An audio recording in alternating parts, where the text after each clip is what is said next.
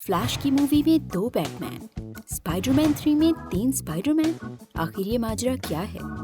DC और Marvel multiverse का concept अपनी लाइव एक्शन मूवीज में इंट्रोड्यूस करवाने के लिए तैयार हैं। लेकिन आखिर मल्टीवर्स है क्या? मल्टीवर्स को समझने के लिए हमें एक नज़र माजी की कुछ मशहूर कॉमिक बुक स्टोरीज पर डालनी होगी। और क्योंकि ये बहुत डिटेल टॉपिक है, तो इस वीडियो में हम सिर्फ डीसी मल्टीवर्स पर बात करेंगे और फिर अगले वीडियो में मार्वल मल्टीवर्स को डिस्कस करेंगे। Doesn't sound right.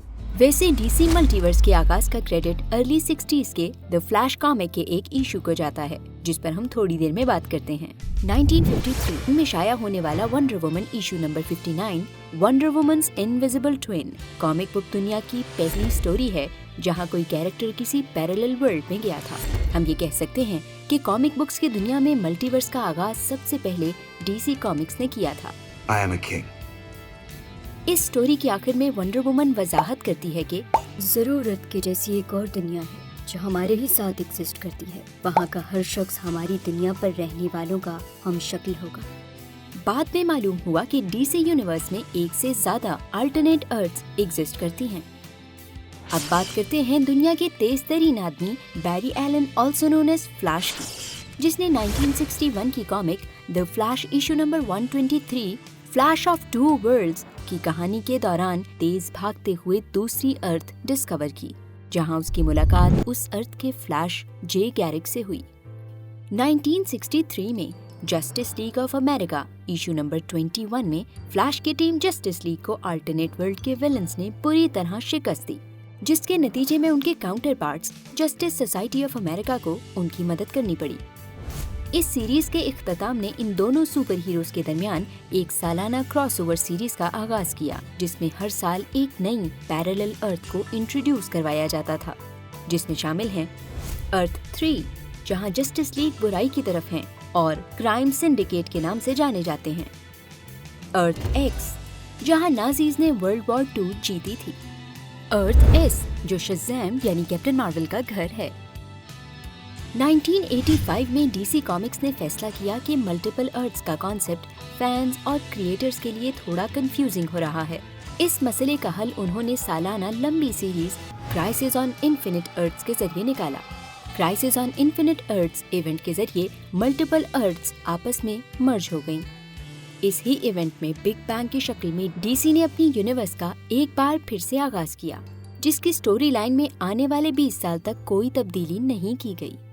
Crisis of infinite Earths के बाद डीसी ने मल्टीवर्स आइडिया छोड़ तो दिया, लेकिन वो फिर भी कहीं ना कहीं उसका इस्तेमाल करते ही रहते थे।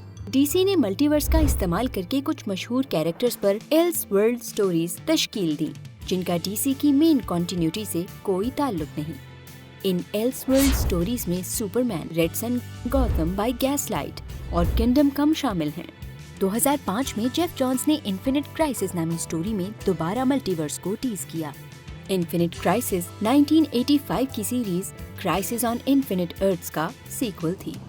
इसके बाद वीकली 52 सीरीज में मल्टीवर्स की बाकायदगी से वापसी हुई, जिसमें 52 अलग अलग यूनिवर्स को इंट्रोड्यूस करवाया गया।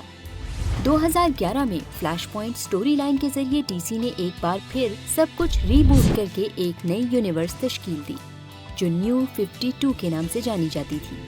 न्यू 52 के बाद भी मल्टीवर्स और रीबूट का सिलसिला खत्म नहीं हुआ।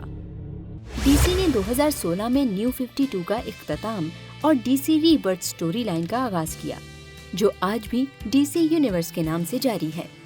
डीसी मल्टीवर्स की बात हो तो ग्रांट मॉरिसन की द मल्टीवर्सिटी नामी लिमिटेड सीरीज का जिक्र तो जरूर होगा। 2014 से 2015 तक चलने वाली इस सीरीज में मल्टीवर्स को बहुत डिटेल में एक्सप्लोर किया गया है। इस सीरीज में फैंस की आसानी के लिए मल्टीवर्स का एक मैप भी जारी किया गया था।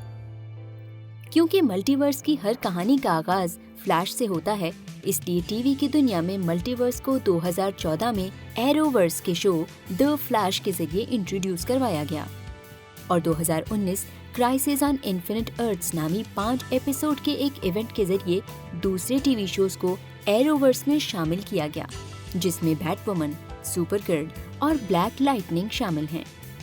2022 में रिलीज होने वाली मूवी द फ्लैश में मल्टीवर्स को इंट्रोड्यूस करवाया जाएगा, जिसमें फ्लैश की मुलाकात 80s के बैटमैन माइकल कीटन से होगी। और बेन एफ्लेक का बैटमैन भी इस मूवी का हिस्सा होगा। र्यूमर्स के मुताबिक the flash movie DC movie universe यानी कि DCEU के लिए एक सॉफ्ट रीबूट होगी, जिसकी शुरुआत 2013 जैक स्नाइडर के मैन ऑफ स्टील से हुई। DC मल्टीवर्स इससे बहुत डिटेल और कॉम्प्लेक्स है। ये DC मल्टीवर्स का सिर्फ एक समराइज्ड वर्जन है। इस वीडियो का दूसरा हिस्सा बहुत जल्द हमारे चैनल पर अवेलेबल होगा, जिसमें हम मार्वल मल्टीवर्स पर बात करेंगे। अगर आपको ये वीडियो पसंद आई तो लाइक करें, और अगर आप ऐसी और वीडियोस देखना चाहते हैं तो हमारे चैनल को सब्सक्राइब कर दें।